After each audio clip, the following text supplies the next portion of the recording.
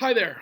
My name is Patrick Lovell, and I am truth bombing you on March 19th, Sunday, 2023, at approximately 12:30 p.m. my time. It's been a crazy week, and it may be crazier as we move forward. If you're just discovering me for the first time, I'm an independent producer, I'm a muckraking journalist, and I've gone to the ends of the world and back over the course of the last 13 years to reveal the largest criminal conspiracy and cover up in history that never ended. Unfortunately, that effort has seemingly landed on deaf ears. Now, it's a very loud universe. There's a lot of places to put your attention. There's a lot of places I put my attention, and I can lose time in a span of 30 minutes without even knowing it. So I can certainly empathize. But we must try to galvanize and come around an understanding of what is so we can anticipate what could be presumably, potentially coming, because it underscores everything that's pretty much my go-to manifestation, that corruption births fascism. Look, if you don't know what a muckraker is, I come and inspired from the great ones in the past that are journalists, muckraking journalists, to get to deep-rooted truths that have a big, broader understanding of society that can actually move things forward by outing the wrongs of bad people and endeavors and incentives to hopefully construct the narrative so that we can understand in order to form a more perfect union.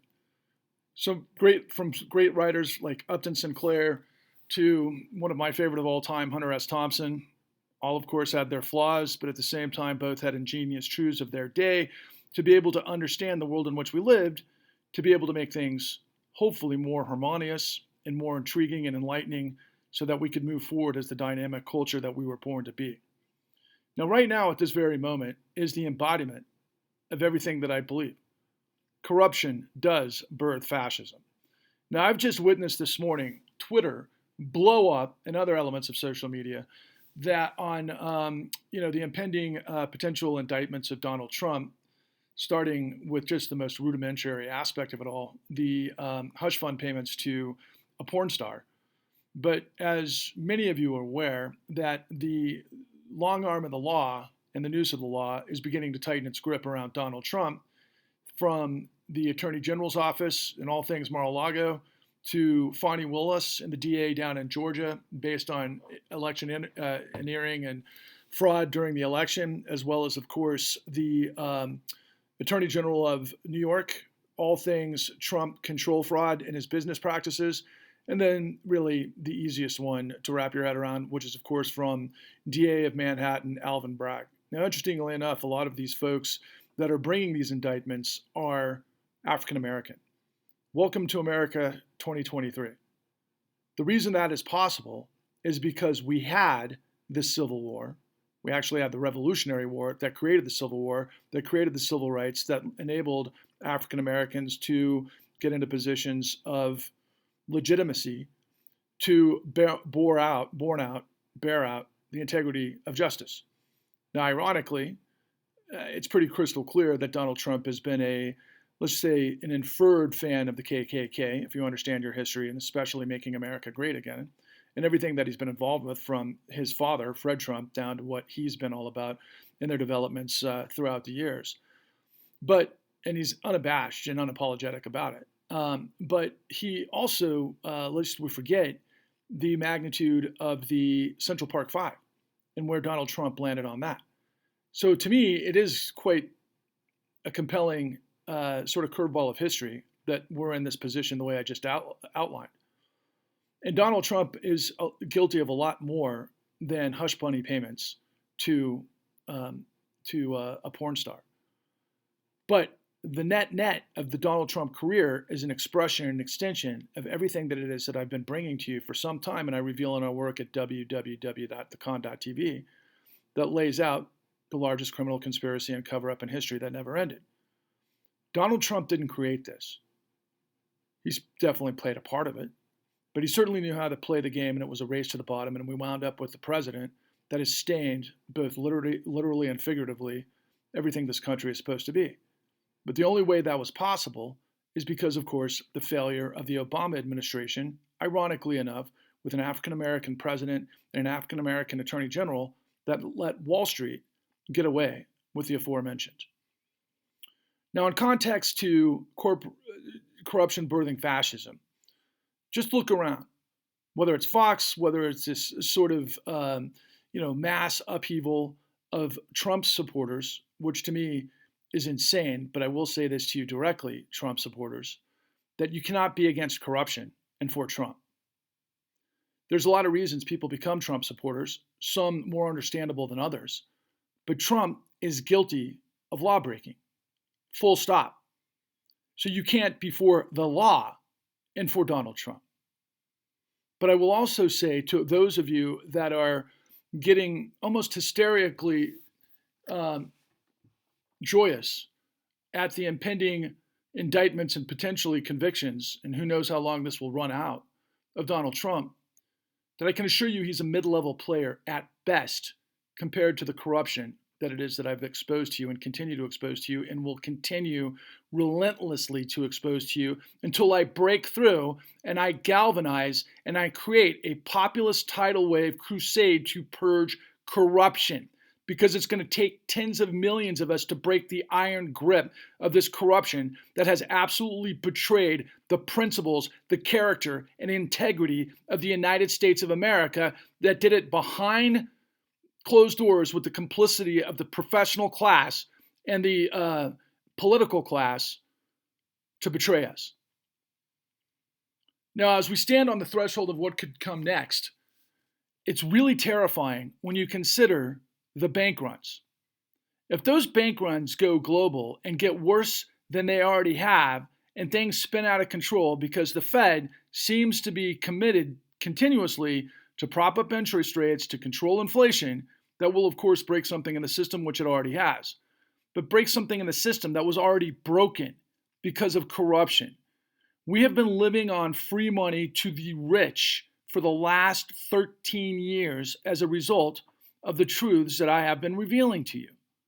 I have been screaming from the mountaintops that the Federal Reserve enacted Federal Reserve Act 13.3, the lender of last resort capacity, to backstop with the full faith and credit of the United States, a criminal syndicate that had blasted the world and destroyed the world economy to the largest racketeering grift in the history of the world. Because we did that, and because, unlike what we're starting to see in the case of Donald Trump, we did not hold this accountable. And as such, the people that were in power remained in power, got more entrenched, got trillions of dollars of free money to double, triple, and quadruple down to take us to the scenario that we're in at the moment. If you understand anything about history, all you have to do is look back to the Great Collapse of 1929, that ultimately led to the global Great Depression, that just happened at the right time for then upcoming radical in Germany by the name of Adolf Hitler to catch the wave that he was waiting for because of all of the misery that comes from economic turmoil. That's really my construct of fascism. Corruption births fascism. And I think in a strange, ironic twist of history, we're right back in the same place. Now, I'll give you a quick rewind on where I'm coming from and who I am and what I champion and why I'm asking for your support to join me in this mammoth populist movement that has to happen to overwhelm this maddening ocean of lies with the truth. I go back to the beginning of the American Revolution and the purpose of the patriots to revolt against tyranny, which of course had, for you historians, an incredible amount of influence in France that led to the French Revolution, and we wouldn't have been able to succeed in the American Revolution had it not been for France.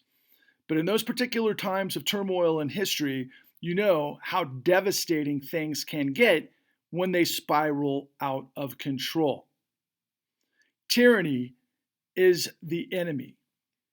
What we currently have in the United States is a financial class that has elevated itself above the law with impunity, that uses racketeering to literally help itself and engorge itself outrageously, using the full faith and credit of the United States to further entrench its power because it saves the donor class, and the donor class showers trillions of dollars of looted money, really billions because it's a middleman scenario, because they get trillions and they drop hundreds of millions of dollars on political campaigns.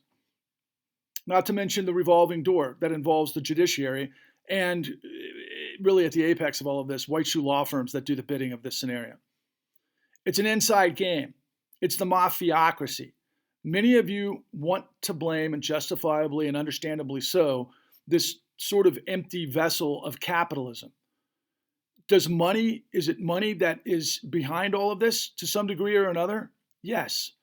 But the definition of capitalism is that there is risk reward in capitalism. I'm always thoughtful and of the American West, where gambling, quite frankly, was definitely part of the ecosystem. And we've seen time and again in reflections of the American West, cowboys sitting down to a poker table and then ultimately getting into a gunfight because someone was cheating. It's okay to have risk in the United States system. That's what it's all about. When things go crazy is if someone's cheating, and then we fight back. That is the American ideal. That was the American ideal that galvanized the 13 colonies to come together through some brilliant founding fathers who were certainly not perfect, but understood the motivations of power and ultimately created a government of, by, and for the people based on separation of powers, using the integrity of law, and hopefully the character of the principles of the revolution to carry through. Now, many of you will be from the very get-go who didn't actually pick up a musket against the largest empire in the world at that time to defeat the impossible. But sure, we have freedom of speech and we can be as critical as we want to, but I would encourage you to understand your history because right from the beginning, they were fighting over slavery. Right from the beginning, we had abolitionists. And it took a couple of decades before the abolitionists just lost their tolerance in order to form a more perfect union to push the envelope because the damn South had created laws through the Supreme Court and Dred Scott to be able to reach into free states to take back slaves that had escaped, which many in the North couldn't stomach. That gave birth to Abraham Lincoln. That gave birth to the Republican movement. Ironically, for all of you Republicans out there now, basically just staining the history of your party, the grand old party, of course, through the stain of Donald Trump, who literally stained the walls of the White House. It was Abraham Lincoln and the abolitionists that were Republicans. That then, after the abolitionists got more extreme, went into the Southern territories to create and actually try to ascertain the weapons of the South. And they were met by General Robert E. Lee and defeated, which then sparked what became ultimately what led to the shots fired at Fort Sumter, as I recall, and then ultimately the start of the Civil War, which had unbelievable sacrifice and trench warfare and suffering the likes none of us can imagine. 600,000 soldiers died at that time. I don't know how many countless others from disease and everything that happened after the fact, but it was a full-on war. And it was a full-on sacrifice in order to form a more perfect union. For those of you who like to pretend it was really about maintaining statehood and the industrialization might of the North, when in fact it was to abolish slavery. And of course, Abraham Lincoln was assassinated right before the final defeat of General Lee's armies, which was incredible. But ultimately, we went through a period of Reconstruction, of which the burden of slavery manifested into systemic racism through the Jim Crow laws. And of course, this incredible diabolical system that set up unknowing slaves, for example, in all sorts of first level financialization through sharecropping that basically got them into indentured servitude based on debt, ultimately led to decades and decades of that abomination of what it is, of the principles of the United States. But meanwhile, after the Civil War, of course, we had incredible technological innovation and revolution in industry that ultimately led to the robber barons, which was a different form of tyranny. But subsequent to that, and in parallel, we ended up with incredible movements inspired by, of course, the Civil War and the 13th Amendment that abolished slavery, that led to the evolution and the escalation of the labor rights movement, of the women's suffrage movement, of environmental movement, and of course, civil rights movement, that all culminated in Teddy Roosevelt's trust busting to break the power of the oligarchs of that era, which we called robber barons, to be able to try to overcome their power to create once again the ultimate power of a country of, by, and for the people, which was fought for in the Revolutionary War, that was manifested because of course, a lot of the European immigrants that had escaped all of the tyranny of Europe. It was a real thing. And I know of all of the horrors that were involved with the war against the Native Americans and things that happened in our manifest destiny. Again, we've never been perfect, but that's the notion of in order to form a more perfect union. And of course, as that all transcended, we end up leading into World War I, and then after World War I, we end up having unbelievable technological innovation and financialization that led to the Roaring Twenties, which was a slight reprieve of, a fantasy world, which was beautiful in a lot of ways, but at the same time, we got way too over our skis because of the bubble of assets, ultimately predicated on a lot of the things that I show you in the con, which were used through all sorts of deceptive acts and practices of a financial system that ended up blowing up the world. Now, at the moment, on Twitter particularly, I have seen this morning a number of tweets from the likes of Robert Reich or Bernie Sanders or Elizabeth Warren calling for Glass-Steagall. But they don't tell you how we got Glass-Steagall.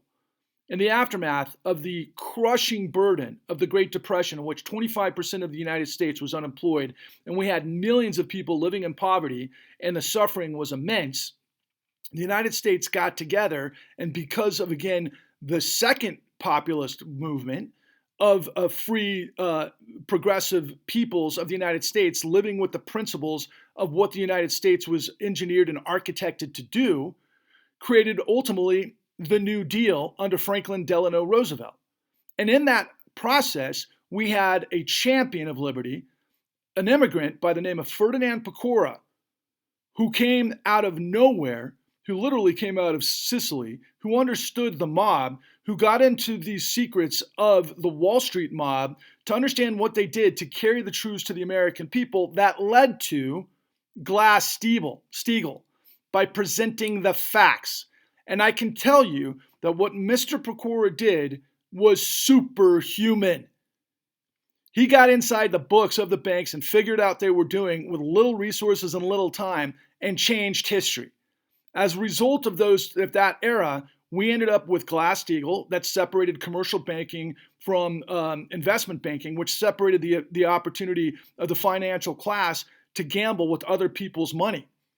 And it created the safety and soundness of the financial system of the United States, which also led, of course, to the Securities and Exchange Act of 1933 and 34 that led to the Securities and Exchange Commission, which were the police on the beat to manage corruption.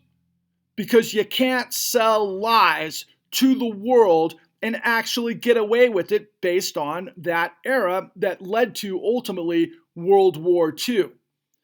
When World War II took place, because Adolf Hitler was able to galvanize the misery and the suffering of the German people as a result of all things post-World War I, and he blamed on the Treaty of Versailles, but ultimately because of unemployment and hyperinflation and stagflation that led to just incredible suffering and then fights in the streets between communists and radicals and conservatives that led to ultimately becoming the Nazi Party, which is what happens with fascism. And fascism, by the way, and interestingly enough, in Germany, the industrialists gave their support to the fascists because they were fearful of the communists above all else.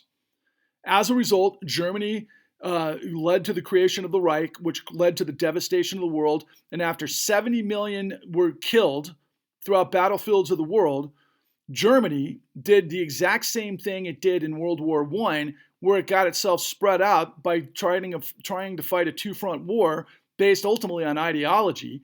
And when Russia, basically morphed around the Nazi Reich and got it bogged down after the tune of losing 20 to 25 million Russians in that assault of Barbarossa that led to everything that took place while we were converging, from the West, of course, on the beaches of Normandy and North Africa and Italy and so forth.